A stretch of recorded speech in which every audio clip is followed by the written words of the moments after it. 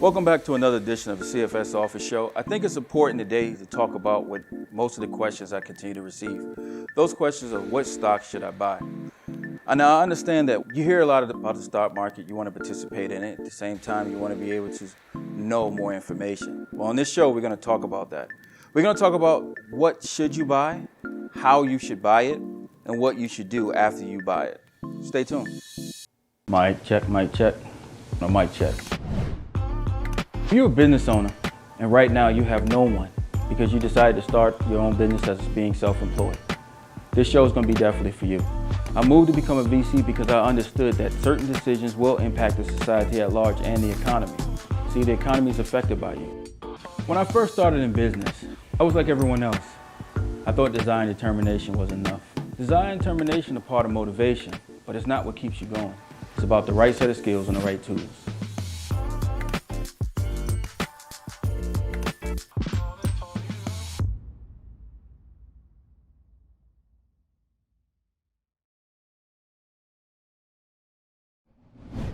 Now I know what everybody's thinking. You know, what stock should I buy? Give me a hot stock to pick. Well, I need you to understand something. You don't want a hot stock pick at all. What you really want to do is kind of look at your personal finances, because that's where the real key is. It's not about what stock should you buy. The question is, what mindset do you have? The wrong mindset, even though you could be at the right place at the right time and you have the wrong mindset, it could affect you when you're actually going to be buying a company. Let's keep this in mind, a couple factors to lay a foundation. In order for you to think about buying a stock, remember at one time or another, if you stepped outside your front door and you looked to the right or the left, what you would notice is that you had neighbors. Well, this stock that you're now thinking about buying, its neighbors did not want to buy. That's right. Every company you see that's listed, there was neighbors that lived next door to these people and they didn't want to buy it. And you asking yourself this question. So the question that I need to ask before you ask me is this: are you prepared to invest in your neighbors? Because they have stocks too. Sometimes you go in your neighborhood, you actually see somebody who has a truck. They own their own business. These companies are not listed where you can buy them yet. Well, these are no different like anything else. These are future IPOs if the CEO has the right frame of mind. Don't look at your neighbor's small business anymore as a small business. Look at them as future IPOs 5, 10, or 15 years from now if the CEO of those companies grow up and share. That's right. If they share, that's a future IPO. If they don't, then you'll never have that as a future IPO. So on today's, as we're getting ready to look at this, let's make sure you got the right mindset, because that's what's going to be really needed when you talk about how much should I even consider. Well, let's go down to this. All stocks are priced for the purpose of finance. I know it sounds funny, but that's the reality of it. So the first thing you need to understand if you're thinking about buying stocks is understand that the stock that you're looking at, whether it is a stock, a Class A, Class B, is it an equity share? Is it a non-equity share? Is it a royalty? If it's a non-royalty, is it a preferred stock? Is it a non-preferred stock? The question really needs to come down to this. Are you looking to own a company? That's right. If you're buying stock and it's equity, you are actually purchasing ownership. The ownership that you will need in order to continue to receive pay throughout the entire time that you're living on this earth. When you pass away, and your family or your husband or your brothers or your sisters, you can gift that over to one of them. Now they can hold it. The average person actually owns stock, but never actually pay for their stock certificate. Oh, you didn't know that? That's right. Most stock certificates and the stocks that you buy is in the care of the trading platform that you're using. But you could call your trading platform, says, you know what I like to do? After I buy 10 shares, I would like to pay for the stock certificate. Now, if I had a record, you'd probably hear something go like a streaking sound. That's right. Because some of those stock certificates, if you own any stock, you name it, can cost as much as $5,000. So here's the question. If you only paid $300, do you want to pay $5,000 for the certificate so it's registered to your name versus the trading platform that you actually trading on? I wouldn't likely suggest you do that. So when you think about what stock should I buy, we most first start off with this. Let's look at the reality of what you're doing. Are you buying stocks for current income today? Or are you buying stocks to actually receive passive income today? Because the question that you ask is subjective but not deep. Most people say, what is the best stocks picks?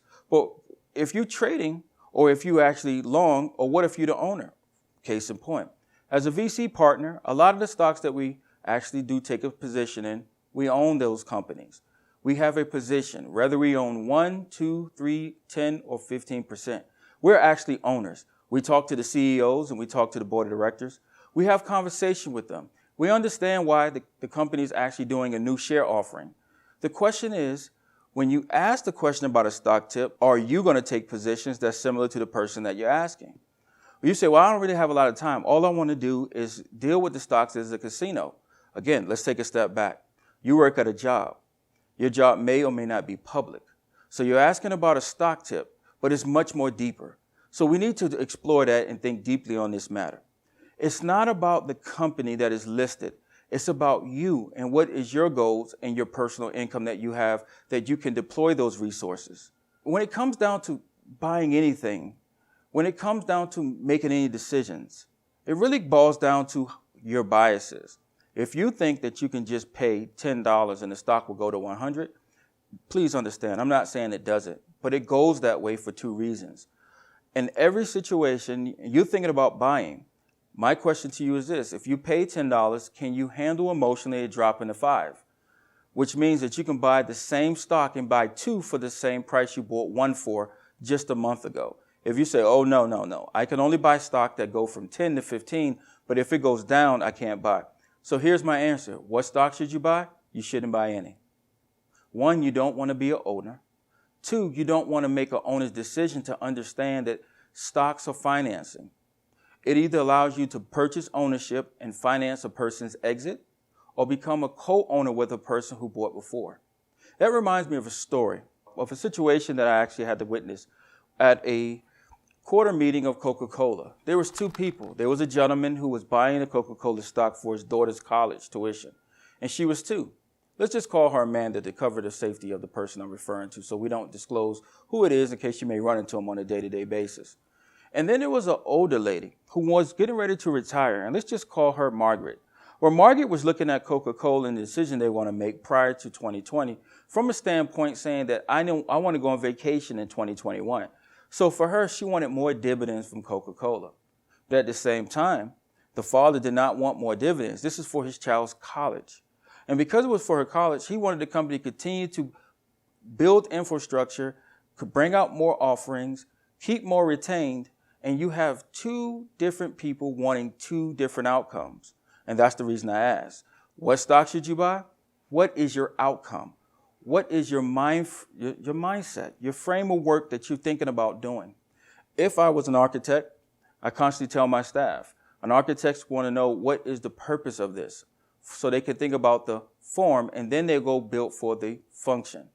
Well, for you, we need to think about what form you actually are thinking. If you want to know what stock you buy, you don't want a stock symbol. We must first understand this. Are you looking to buy into this company as the owners did 15 years ago or 50 years ago? When they put the money into their original company that was a C Corp, they actually didn't have any other assets. They initially made a $10,000 or $100,000 investment. They used that $10,000 to go out and then rent an office space. So at this particular point, they are down $10,000. That's right. That means when you enter a stock position, look at it being negative. Until you take your money off the table, it's like you now are one of the co-owners and you're starting it brand new. You never owned the business before, so you got to look at the $10,000 being negative. It was positive when it was in your personal account, but now it's negative because you deployed it into a company, and it's negative. Now that the company has received your money, you went through one of your trading platforms, probably online or one of your local trading houses. The money is now inside your account. It now reflects. Can you handle understanding that you, just like the owners did when they originally founded the company, started to grow, they deployed their resources, they didn't look at it as they lost money. They look at it as it's part of operating the business. Do you see it that way? Or do you see it as my money is going down the drain?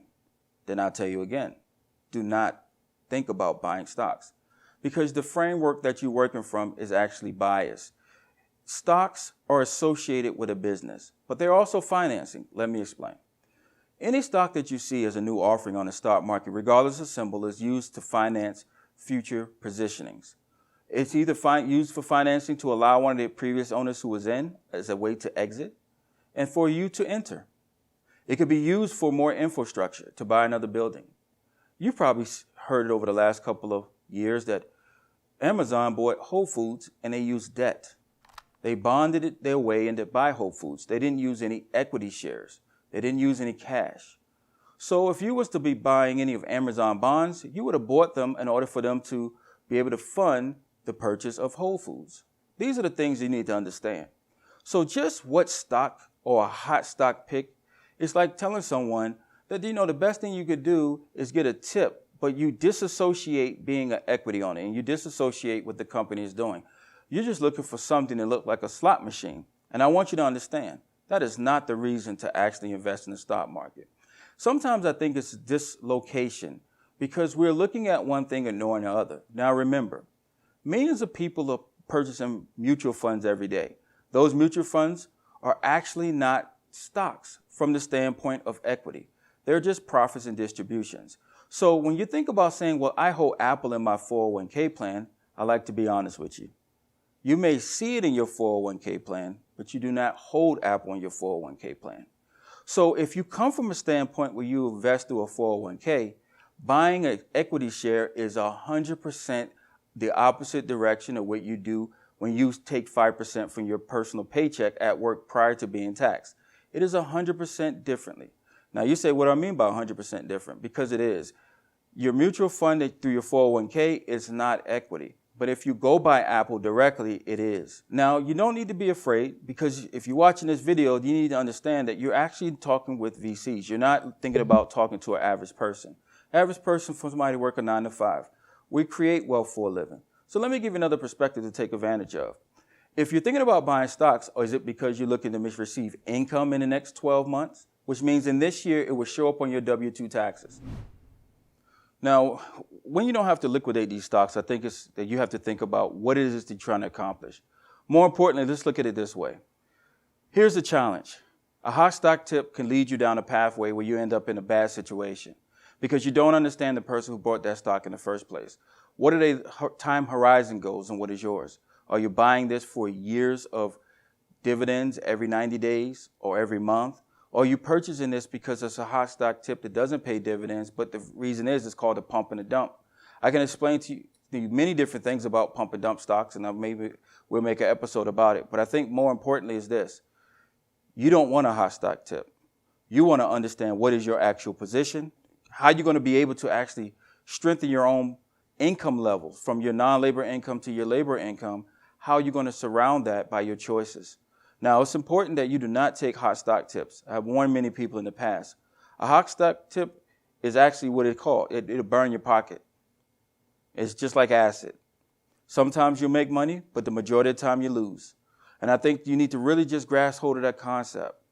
You're asking somebody to give you a tip like you're cheating on a school test, but you don't have to cheat on yourself. That's right. You're going to cheat on yourself because you should never buy any stock, regardless of price, unless it fits into your overall net worth goals. So if you have goals, then you already know what stocks you want to buy. The symbols doesn't matter. Positioning does, because you're actually now bringing in companies that you want to hold and own. At the end of the day, remember, these are individuals who once lived next door to other people just like yourself, and they were not part of an IPO or a listing. Now they are. So it meant the CEOs had to meet criteria. And at the same time, that's out the window. You're saying, what's the fastest way I can make a buck?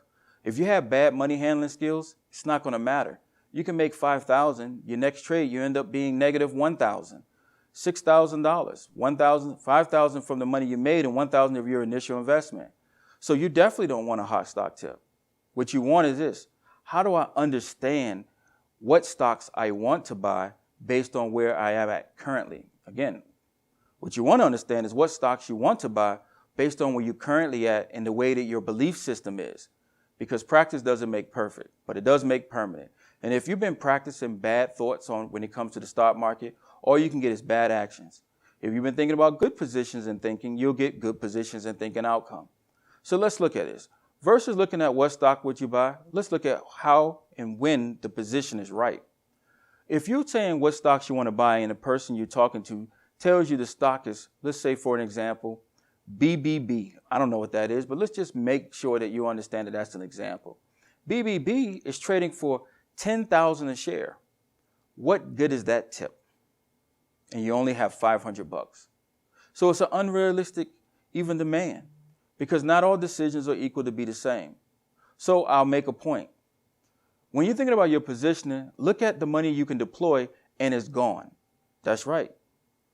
Anytime you start in any endeavor and you spend money, you buy a shirt, you don't say, I wonder, is this shirt I can resell? You say, if I buy this shirt, I know my money's gone. That's how you really should view this. If not, you're going to have an emotional attachment to money. And if you have emotional attachment to money, please take this seriously. Do not invest in stocks. Get counseling.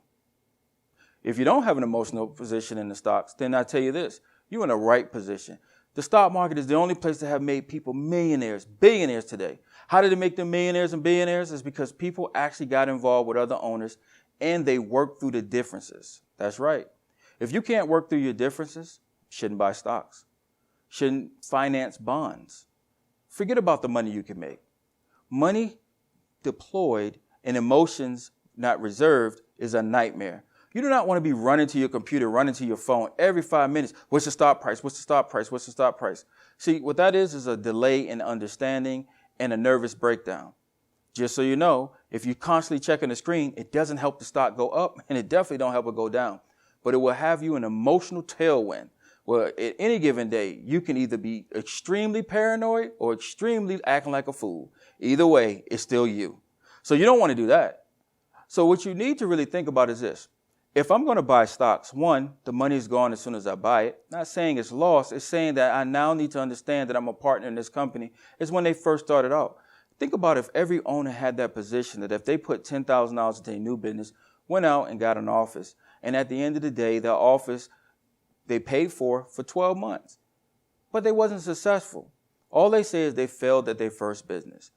Now, it's a little bit different because you're looking at a management team that you want to invest in. You're looking at individuals who have one thing in common, and everybody should have that. Remember earlier in my example, there was a gentleman who had a daughter, and there was a lady who was getting ready to retire. That's important. How come? Because regardless if it's a lady or a person's child for college, the ownership of the company should be looking at the investment at the same position at all times, in a way to give a return for everyone, regardless. So that position has to always be clear. So it's not just about if it's for my child's college or it's because I want to go on vacation a month from now. The reality is not about either one of those things. The reality is just this. It's what do I need to do in order to be an owner of this company, and do I have the resources to deploy it and then give it time so that my ownership can appreciate as well as my maturity appreciates. See, because there's two things you got to understand about the stock market. Many people have committed suicide when they found out that the money they were using, they really couldn't afford to deploy that. And I don't want that to be you. So when it comes to give me a good hot stock tip? No, here's the reality of it. Do I have what it takes to own a company that was once something not in a 401k? It was once something that neighbors overlooked, that this person had matured, have grown, learned how to retain, that now you have a chance to own interest in. Now, do you have the same ability that he's already done? Or is you asking him to continue to operate a company in spite of the fact that you're not mature enough to handle purchasing someone who is exiting ownership? And they didn't exit the company because they wanted to leave it. They just sold a few shares because they wanted to go on vacation, and they've been in the company longer than you have. And it appreciated with that. And they bought more, and they bought more, and they bought more. And this is the first time they're taking profits in 15 years. You may say it's a new offering. Well, some of these new offerings you see in these IPOs, they have been owners or employees of this company for 7 to 10 years. And this is the first time they're able to actually liquidate some of their holdings to the general public at a nominal amount. And you purchasing their price from what they worked for to get it to. So there is a cohesiveness. So now you're saying that this is a mature management team and I'm willing to pay a premium. So is it a hot stock tip or is it development for you? When it comes to the stock market, forget about the symbol. Forget about how much it costs. The real question is, are you too hot for the tip? Until next time, have a wonderful day. And we look forward to more conversations about what's the best way to approach investments versus to ask for one.